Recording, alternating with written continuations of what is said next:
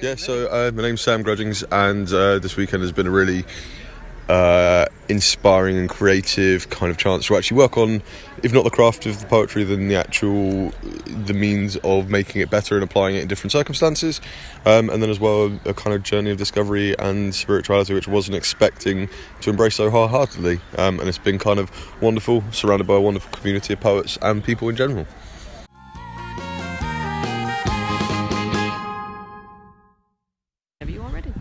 Simon Williams. It's just been an amazing 3 days, really, from all the sort of grounded day-to-day, how to make money, how to promote yourself, through to the sort of spiritual side of it, and the way I can develop and ground myself as a poet. It's just been really, really good.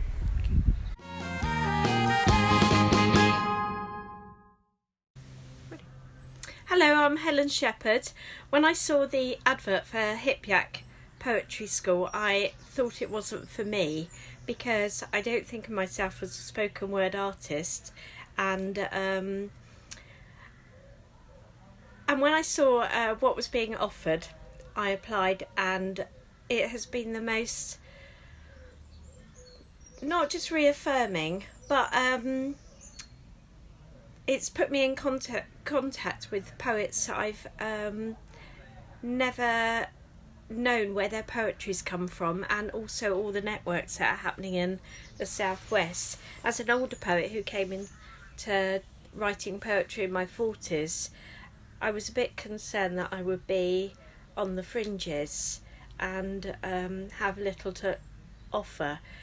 But what I found over the weekend is that I've been engaged in so many conversations with people, and I realised that through the journey that I run a night, Satellite of Love, I've also been mentoring other poets, and I've got a lot of links with poets of all diverse groups and ages, and how much I bring to the poetry community. The journey, the debate, and the writing your own portfolio, looking at funding, so many areas will be able to progress me and identify me as a poet in what I have to bring, and it's been an incredible experience. I look forward to the collaboration that comes from it.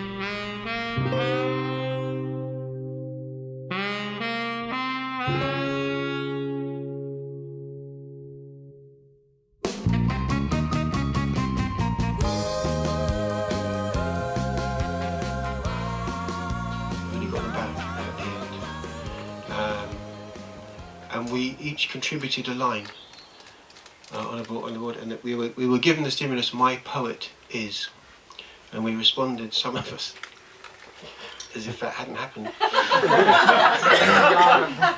Nevertheless,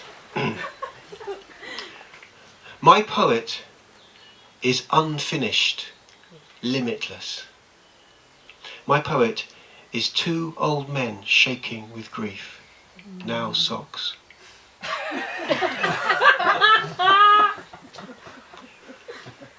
My poet is brave.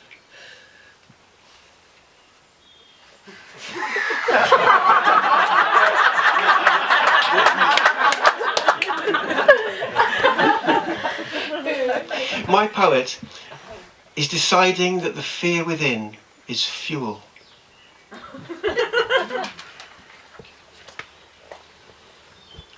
And that being afraid teaches more than courage. It is the wild knowing. My poet is evicting critical housemates from behind my eyes, is open and free and triumphant. My poet is a beautiful rebellion in flight. My poet is a bit awkward and defensive, but basically means well. My poet is better than I was before, is a butterfly on an armoured tank. Is many, not one. Is picking it up again and again and again. My poet is a brief dissipative chuckle, is bloody and brutal, covered in the guts of life, is taking risks to hold it all together. In bravery, life waits for me until there's nothing left to see. I've never been woke, but I know what it is to be broken. My poet is a flap of butterfly wings, centred in the fault line that lies in the human heart. Is resilient stone, jutting from Everest, smiling at the ocean's arrogance. My poet is with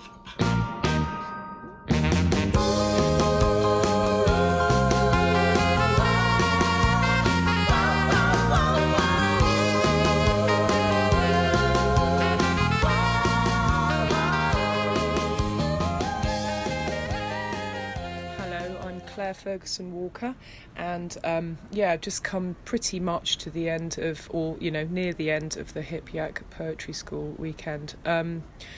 Gosh, it's been profound. It's been incredibly therapeutic in a way that I wasn't anticipating it to be at all. I don't think I had many preconceptions about what it was going to be, but I think I assumed there'd be a lot of writing workshops, maybe some walks, with poets and talking. I was not anticipating going on an extraordinary shamanic journey that was totally otherworldly. It felt like walking through a portal and meeting various different aspects of yourself. It really literally felt like the journey back to yourself, which, wow. And watching other people's experience of that has been almost as profound and beautiful as experiencing it for yourself. The vulnerability that comes from a shared experience like that is rare. It's rare, to have that in our fast-paced digital world. To have such a human, spiritual experience felt like an absolute diamond in the rough of life.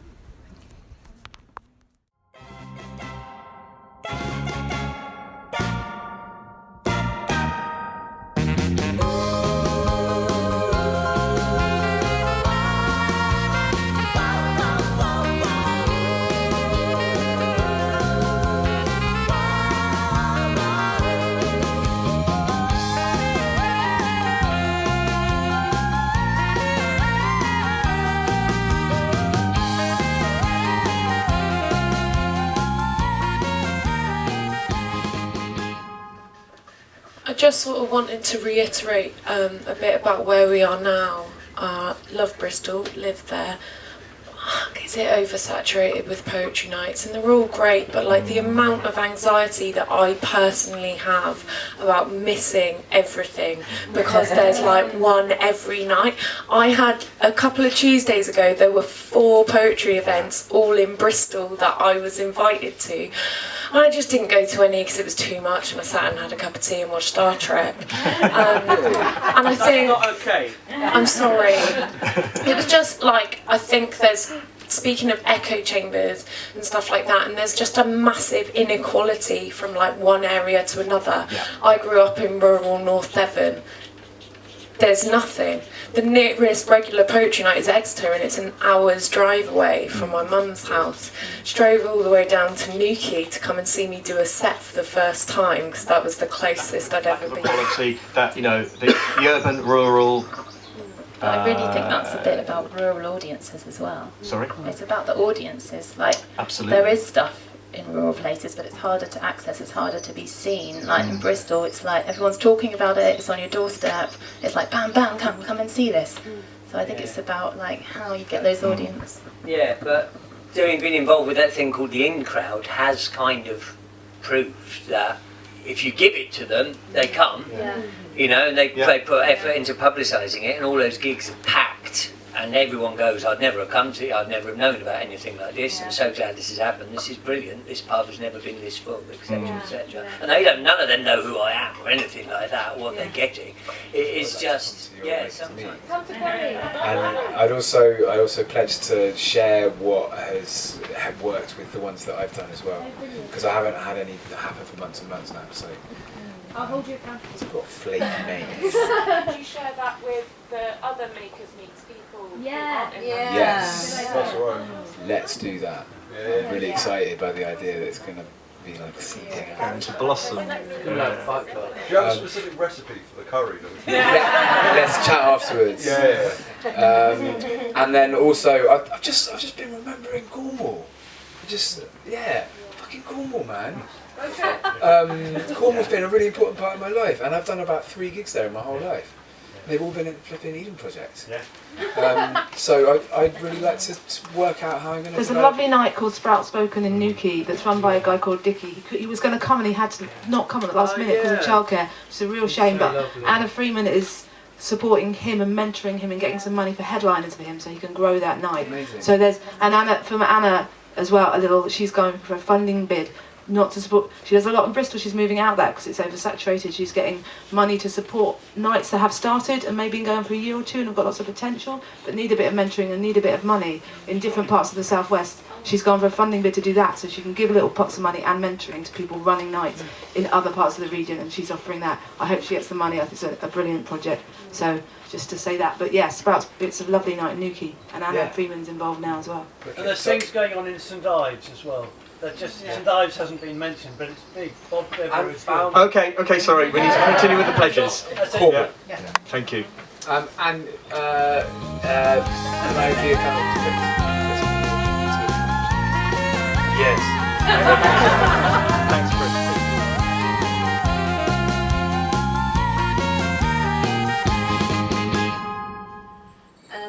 I'm going to pledge that I'm actually going to do the spoken word siblinghood. We've been talking about it for a very long time, and I'm going to get an arts council. I'm going to do an arts council application to make it happen. Yes, and I will share the research.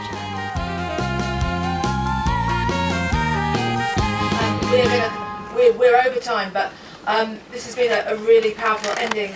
We've come out of that really magic space and we've actually got a plan and actions and pledges, and that feels really important and positive. I thanked everyone this morning, so I don't need to go, but I do want to thank Mark, Helia and our additional panel members. Thank you. We were the Hip Yak Poetry School.